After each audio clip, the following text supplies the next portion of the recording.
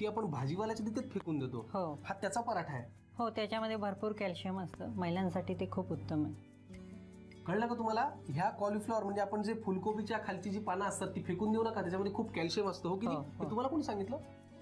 मैत्रिणींनी सांगितलं आणि आपल्याला ह्यांनी सांगितलं. आपण ते लिहून घ्यायचं. हो की नाही? पण मला सांगा, मग खरं तर ह्याच्यातले जो सगळ्यात महत्वाचा पदार्थ म्हणजे ती पानं आहेत. त्याच्यामुळे आपण याला कॉलीफ्लॉवर लीव्हज पराठा असं सुद्धा म्हणू शकतो. फॅन्टास्टिक. मी आता नवीन नाव दिलेलं आहे रेसिपीला. आता आपण पुढची कृती करूयात. काय करायला लागतं? आता हे लाटून घ्यायचं. घ्या. हा पराठा आपण कशासोबत खाऊ शकतो? चटणी, सॉस, दही. पुदिन्याची चटणी चालते. हो. टोमॅटो केचप सोबत सुद्धा छान लागेल. बरोबर ना? चला आपण आता भाजून घेऊयात. त्याला तेलाचा हात वगैरे लावायची गरज नंतर. बर. मग कॉलीफ्लॉवर पराठा असा तयार होईल. वा. आणि आता पराठा पण तयार होतोय.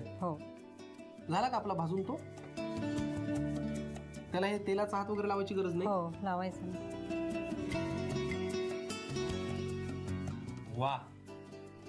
अशा प्रकारे तयार झालेला आहे हा कॉलीफ्लॉवर पराठा. पटकन तुम्ही लिहून घ्या या खमंग पराठ्यासाठी लागणारं साहित्य आणि कृती. फ्लॉवर पराठा बनवण्यासाठी लागणारं साहित्य: फ्लॉवरची पानं, मेथी, गव्हाचं पीठ, ज्वारीचं पीठ, दही, बेसन, आलं लसूण मिरचीची पेस्ट, चाट मसाला, धणेजिरे पूड आणि मीठ. कृती: प्रथम एका बाउल मध्ये गव्हाचं पीठ घेऊन त्यामध्ये ज्वारीचं पीठ, 1 चमचा बेसन, 1 चमचा आलं लसूण मिरचीची पेस्ट, अर्धी वाटी दही, पाव चमचा चाट मसाला, धणेजिरे पूड, मेथीची पानं, बारीक चिरलेली फ्लॉवरची पानं, मीठ आणि तेल घालून मिश्रण एकजीव करावं आणि फूड प्रोसेसर मध्ये मळून घ्यावं. मळलेल्या पिठाचा पराठा लाटावा. गरम पॅन वर तेल गरम करून त्यावर हा पराठा खरपूस भाजून घ्यावा.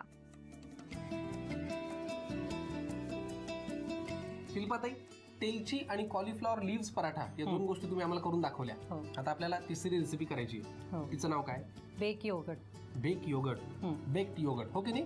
बरं. कोणी शिकवली रेसिपी तुम्हाला? मैत्रिणींनी शिकवली. घरी ट्राय करून पाहिलीत? हो. तुम्ही जे डेझर्ट म्हणाला होता ते हेच का? हो, हेच. फॅन्टास्टिक. 2 मेन कोर्स मधले पदार्थ, एक त्यातला पारंपरिक आणि एक आता डेझर्ट. हो की नाही? वा. मग ह्याच्यासाठी काय साहित्य लागतं ते आम्हाला सांगा. कंडेन्स मिल्क, दही, फ्रेश क्रीम आणि ब्लूबेरी सिरप. बेक्ड योगर्ट साठी लागणारं साहित्य काय ते आपण पाहिलं. आणि खूपदा असे डेझर्ट आपल्याला बाहेर खावे लागतात. ते घरी करता आले की फार मज्जा येते. हो ना? खूप सोपं आहे करायला. सोपं आहे ना? वा वा. कसं करायला लागतं सांगा बरं. हे कंडेन्स मिल्क आहे. बरं. 200 ग्रॅम. दही आहे. घ्यायचं आता हे कंडेन्स मिल्क सगळं लागेल. हो. पुढे काय लागणार आहे? दही आहे. दही. हे किती घ्यायचं? हे सगळं ते प्रमाणातच आहे. 1 कप. बर. ह्याच्यातलं पाणी काढून घ्यायचं त्यातलं. हो. बर. पुढे हँग करून ठेवायचं थोडं. आणि फ्रेश क्रीम. हे किती सगळं लागेल? हो. अच्छा. तुम्ही प्रमाणात आधीच घेऊन ठेवलेलं आहे. 200 ग्रॅम हे. हे पण 200 ग्रॅम. हो. बर. आणि हे सगळं मिक्स करायचं, ब्लेंड करून घ्यायचं. घ्या. झालंय हे आता व्यवस्थित ब्लेंड करून झालेलं आहे. ह्याच्यामध्ये आपण फ्रेश क्रीम, कंडेन्स्ड मिल्क आणि दही या 3 गोष्टी टाकल्या, प्रमाणात टाकलेल्या आहेत आणि ते व्यवस्थित ब्लेंड करून घेतल्या.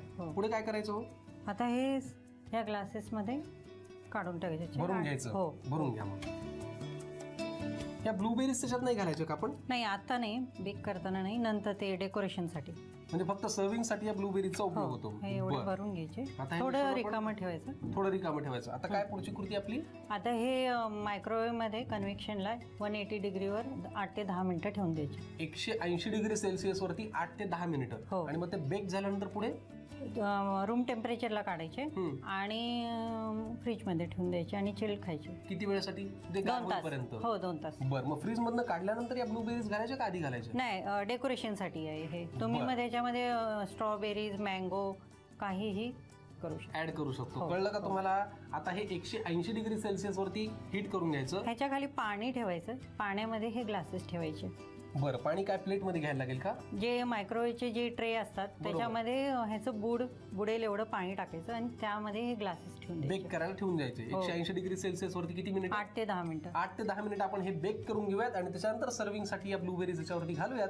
मग फ्रीज मध्ये 10 मिनिटं सेट करून घेऊयात. थंडगार झालं की मग ते खाऊयात. परफेक्ट. पटकन तुम्ही लिहून घ्या या रेसिपीसाठी लागणारं साहित्य आणि कृती. बेक्ड योगर्ट बनवण्यासाठी लागणारं साहित्य: कंडेन्स्ड मिल्क, दही, फ्रेश क्रीम आणि ब्लूबेरी सिरप. कृती: प्रथम एका बाउल मध्ये 200 ग्रॅम कंडेन्स्ड मिल्क घेऊन त्यामध्ये 1 वाटी पाण्याचा अंश काढलेलं दही, आणि 200 ग्रॅम फ्रेश क्रीम घालून हे मिश्रण ब्लेंडरने एकजीव करून छोट्या ग्लासेस मध्ये काढावं. मायक्रोवेव्हच्या ट्रे मध्ये ग्लासाचा तळ बुडेल इतकं पाणी घालावं. त्यामध्ये हे शॉर्ट ग्लासेस ठेवावेत आणि 180 डिग्री सेल्सिअसला 8 ते 10 मिनिटांसाठी योगर्ट बेक करून घ्यावं. बेक झाल्यानंतर हे योगर्ट फ्रीज मध्ये 10 मिनिटांसाठी सेट करून घ्यावं. सर्व्ह करताना त्यावर ब्लूबेरी सिरप घालावं.